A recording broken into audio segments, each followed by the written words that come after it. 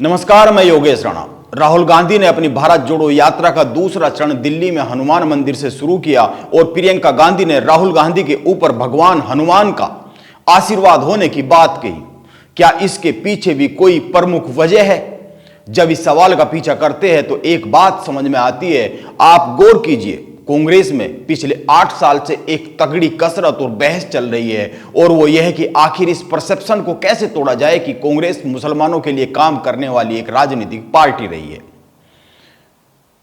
आप कुछ बातों पर गौर कीजिए, इसके बाद यह समझने की कोशिश करेंगे कि आखिर कांग्रेस कैसे हिंदू और मुसलमानों के बीच में संतुलन साधने के चक्कर में राजनीतिक तौर पर फंसती जा रही है। पहले आप पिछले कुछ दिनों की घटनाओं और खबरों पर गौर कर लीजिए, इसके बाद अन्य कुछ महत्वपूर्ण बात करेंगे। कांग्रेस पिछले कई दिन से एक खबर को बहुत ही प्रचारित और प्रसारित कर रही है और खबर यह है कि अयोध्या में राम जन्मभूमि के मुख्य पुजारी महंत सत्येंद्र दास ने राहुल गांधी को चिट्ठी लिखकर भारत जोड़ो यात्रा के सफल होने का आशीर्वाद दिया है। हालांकि यह एक अधूरा सच है और कांग्रेस अधूरे सच को क्यों फैला रही है और राहुल गांधी और कांग्रेस के द्वारा इस सच को, आधे सच को फैलाए जाने की मजबूरी क्यों हो गई है और यह मजबूरी भारत भाजपा की जीत का आधार बनती जा रही है और बनी हुई है पिछले 8 साल से। यह आधा सच कैसे है और कांग्रेस को इसको प्रचारित प्रसारित करने की मजबूरी क्या है, इस पर तो अगले वीडियो में बात करेंगे, लेकिन अभी राहुल गांधी की मजबूरी पर ही बात कर लेते हैं। और खबर जिससे मैंने अपनी बात शुरू की, राहुल गांधी ने 9 दिन के विश्राम के बाद दिल्ली के प्रसिद्ध हनुमान मंदिर से यात्रा का शुभारंभ किया और प्रियंका गांधी ने मंच से कहा कि उनके बड़े भाई राहुल गांधी पर भगवान हनुमान जी का आशीर्वाद है। इससे पहले राहुल गांधी कन्याकुमारी से लेकर दिल्ली तक बीच रास्ते में जो भी प्रसिद्ध मंदिर आया, राहुल गांधी उसमें जरूर गए, यानी हिंदुत्व की राजधानी की राह पकड़ने की कोशिश की जा रही है या फिर यह दिखावा किया जा रहा है। मैं दिखावा किया जा रहा है इस वाक्य का इस्तेमाल इसीलिए कर रहा हूं क्योंकि अभी राहुल गांधी के करीबी कन्हैया कुमार ने पत्रकार अजीत अंजुम के साथ एक इंटरव्यू किया है। बड़ी लंबी बात की है। कन्हैया कुमार से जब पूछा गया कि राहुल गांधी मंदिर क्यों जा रहे हैं, इस पर कन्हैया कुमार ने कहा कि लोग मंदिर जाते हैं इसलिए वो भी मंदिर जा रहे हैं। इससे साफ होता है कि राहुल गांधी आस्था की वजह से मंदिर नहीं जा रहे बल्कि दिखावे के लिए मंदिर जा रहे हैं और राजनीतिक कारणों से यह उनकी मजबूरी है। मौजूदा समय में जिस तरह की राजनीति देश में भाजपा ने साध कर रखी हुई है, वे चुनाव के समय राजनीतिक लाभ के लिए हिंदुत्व की ओर जाते हुए दिखते हैं। यह आस्था की बात कम दिखती है और राजनीतिक लाभ की बात ज्यादा दिखती है। आप एक बात पर और गौर कीजिए, राहुल गांधी और कांग्रेस के सारे बड़े नेता बीजेपी और आरएसएस पर राजनीतिक फायदे के लिए धर्म के इस्तेमाल का आरोप लगाते रहे, लेकिन खुद समय समय पर मंदिरों मठों के चक्कर लगाते हुए राहुल गांधी और कांग्रेस के नेता, क्या यह राजनीतिक लाभ के लिए की गई कोशिशें नहीं है?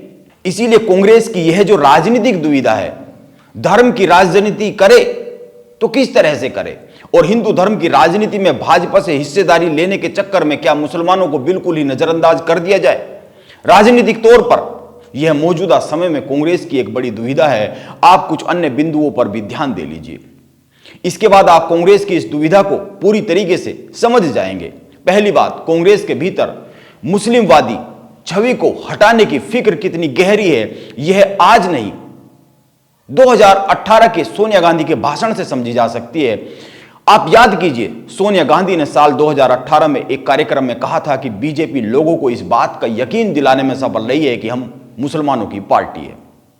और दूसरी बात, उदयपुर के चिंतन शिविर में इस पर बड़ी लंबी चौड़ी बहस हुई है, बड़ी लंबी चौड़ी चर्चा हुई है। छत्तीसगढ़ के मुख्यमंत्री भूपेश बघेल और कमलनाथ ने साफ साफ कहा कि कांग्रेस को हिंदू तीज त्योहारों और कार्यक्रमों से खुद को जबरन दूर रखने की जरूरत नहीं है।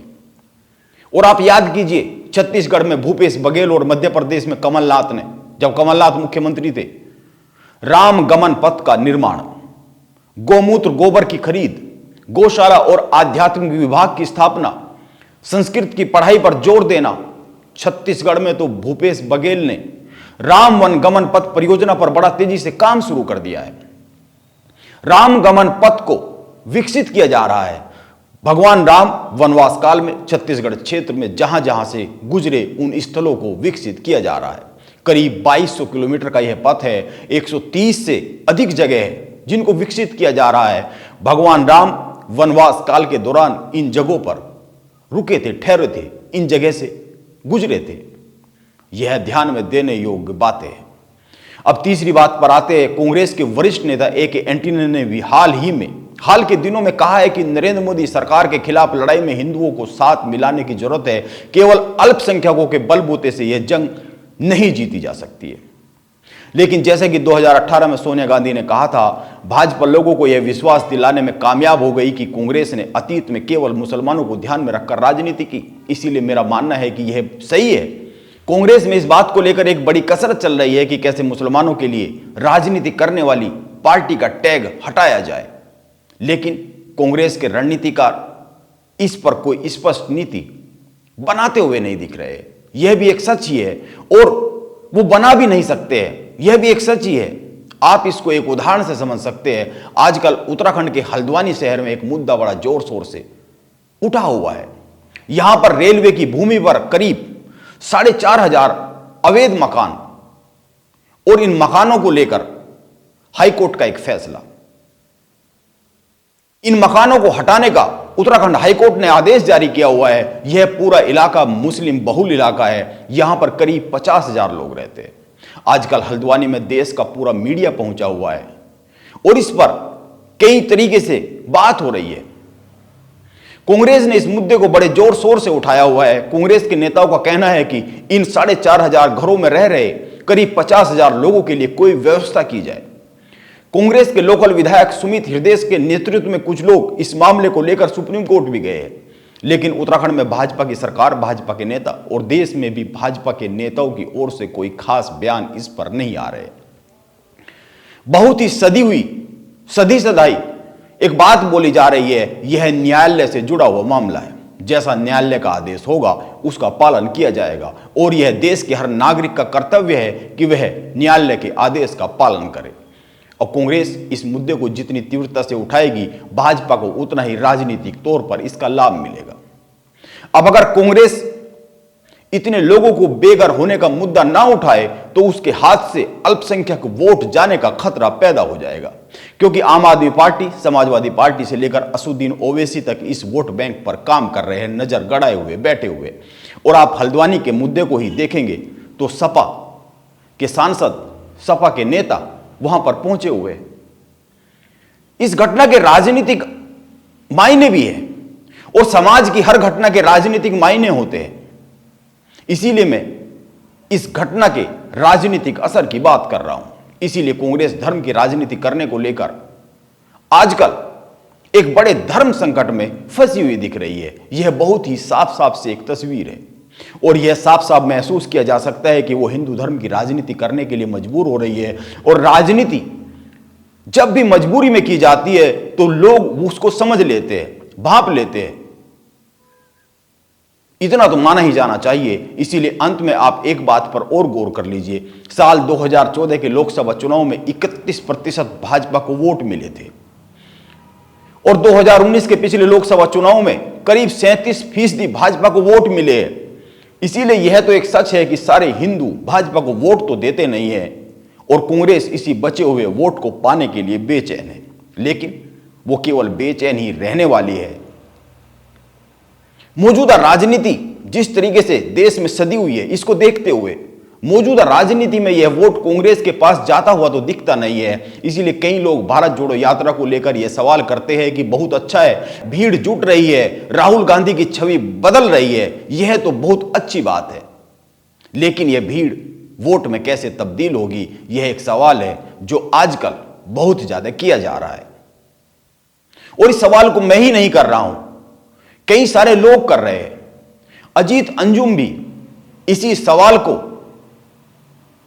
कई लोगों से पूछते हुए दिखते हैं, जबकि वो तो एक दिशा की पत्रकारिता करते हुए महसूस किए जा सकते हैं।